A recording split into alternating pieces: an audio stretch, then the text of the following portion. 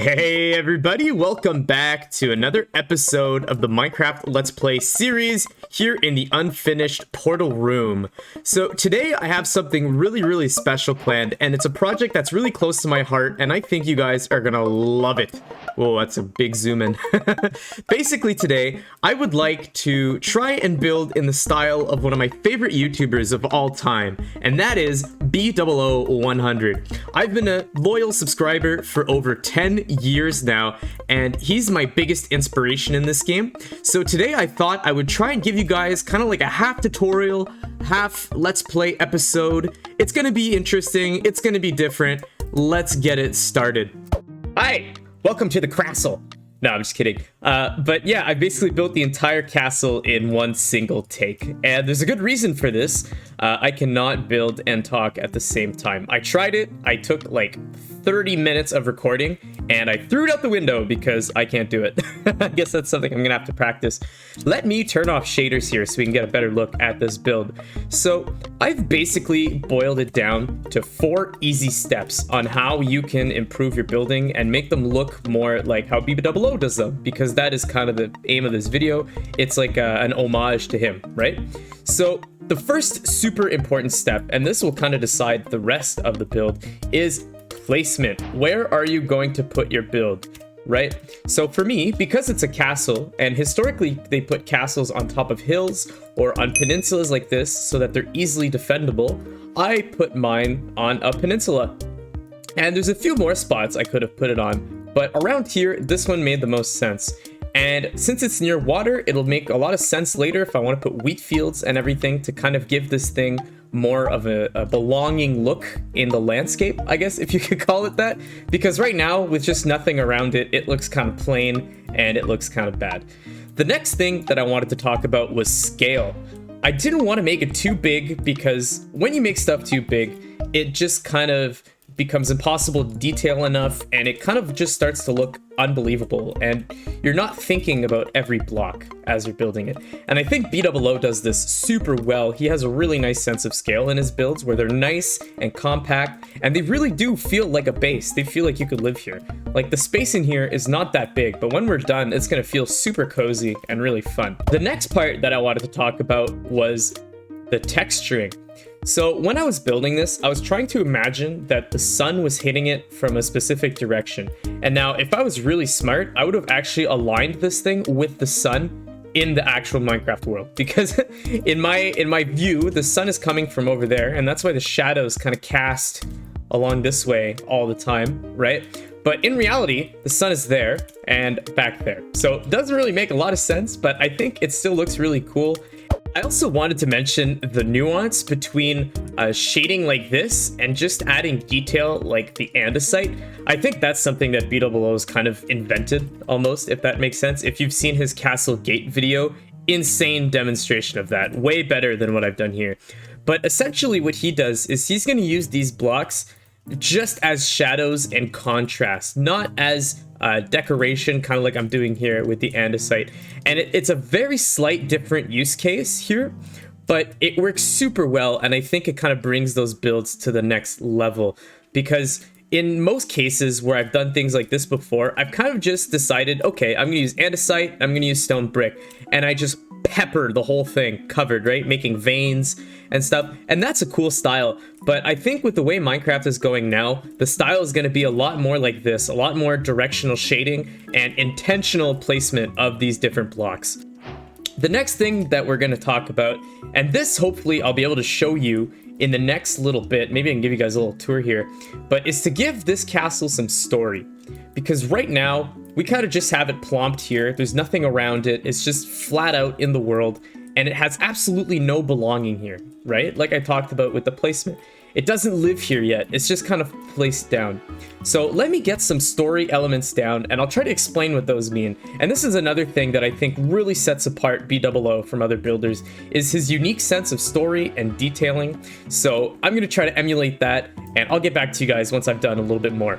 Okay, so I've started working a little bit on the outside of the castle. I've started decorating a little bit, but before we move on to that, I think it's going to be important to kind of set up the boundaries of the outside of the castle. So I've started working on the way down here because I think the idea is we're gonna have a dock over here and maybe a little boat eventually somewhere in this little river.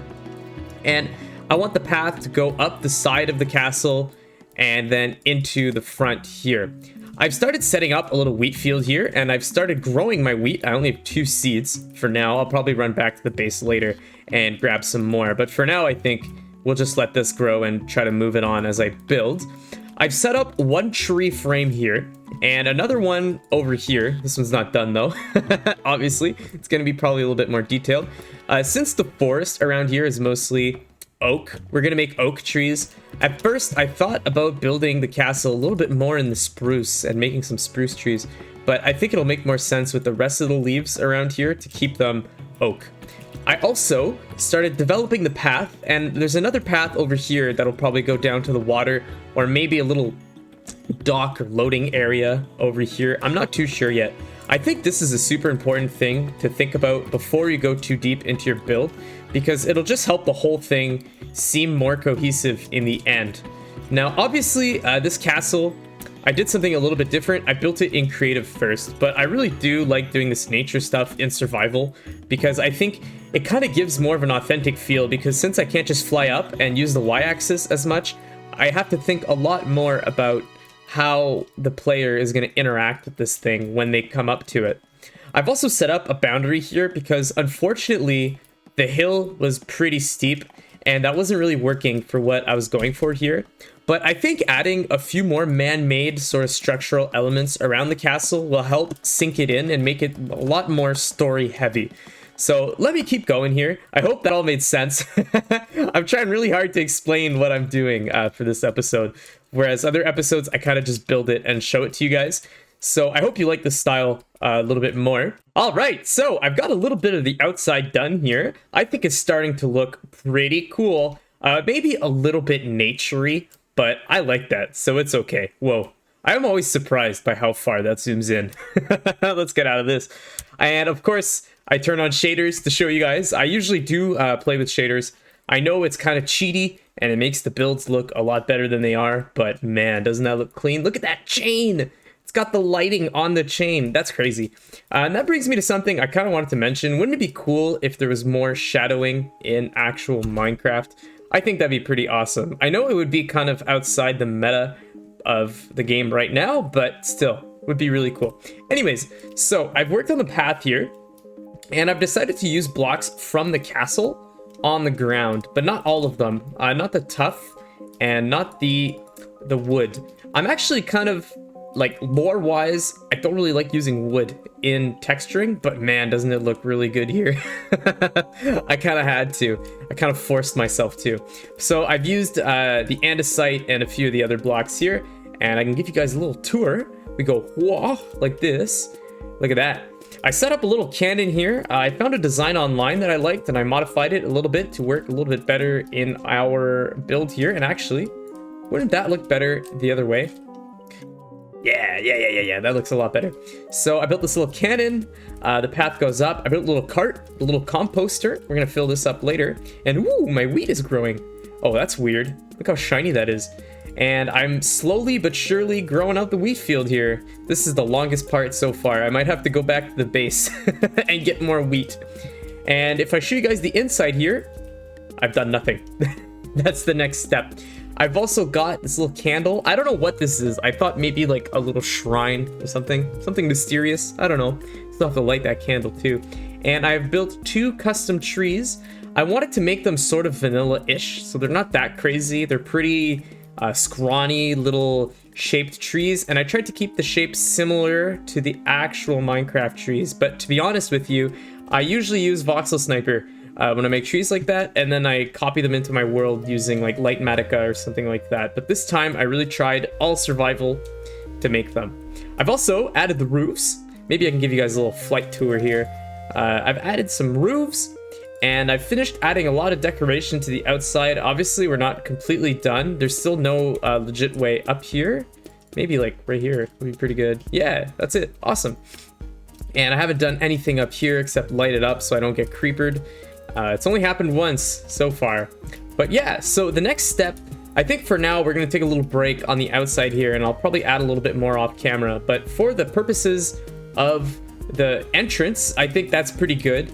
And I kind of pulled a green in here. I didn't do the back side, or barely done the back side, I should say. It's not as decorated, but to be honest, I don't think I will touch this right now because I am running out of everything.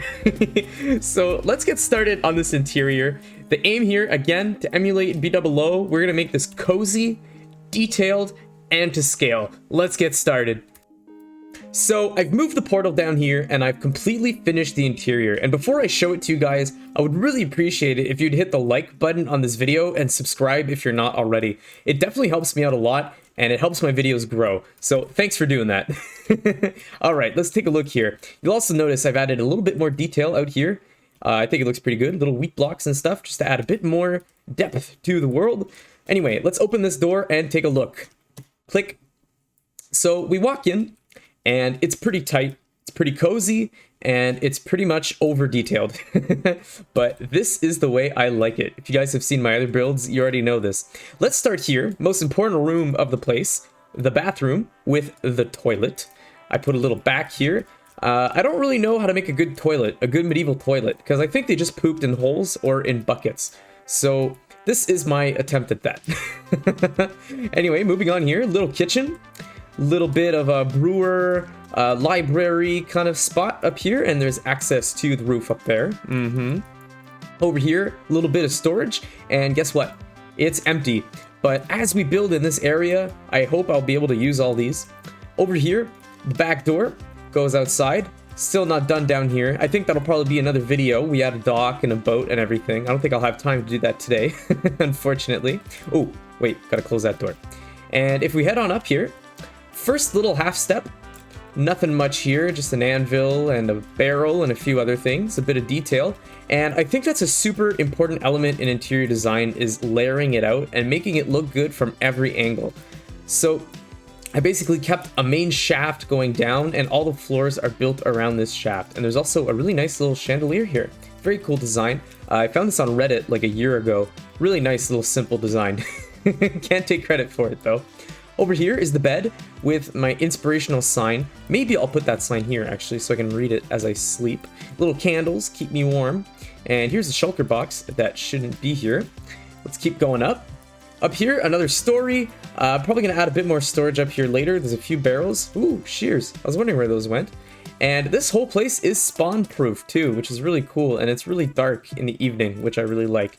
This sign, just so people don't get lost. And by people, I mean me, because it's a multiplayer server and I'm the only player. Out here, a little bit of storage, a little beehive. Maybe we get some bees up here. That'd be pretty cool. And a few little miscellaneous details. I think detailing like this really makes the space look used, and I really do enjoy that. And let's get a whole view of the thing again here. Show you guys that entire view in that nice. And maybe, you know what? Let's include a little cinematic shot here.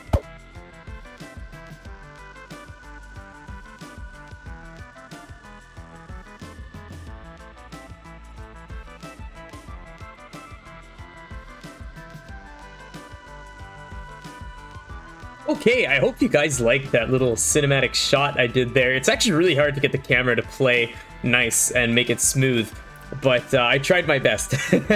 So I thought I would show you guys pretty much the end goal here, and this is probably the completed project for now. Obviously, this area is not done. I do have some plans to continue this medieval village, and we'll definitely be adding some more on the other side of that river and a dock and a boat and everything. But for today, I think this BdoubleO Castle is a pretty big leap for this project, and the interior all done as well. So let's move on to the comment of the day. All right, so we're back at the top comment monument. Let's check out the comment of the day.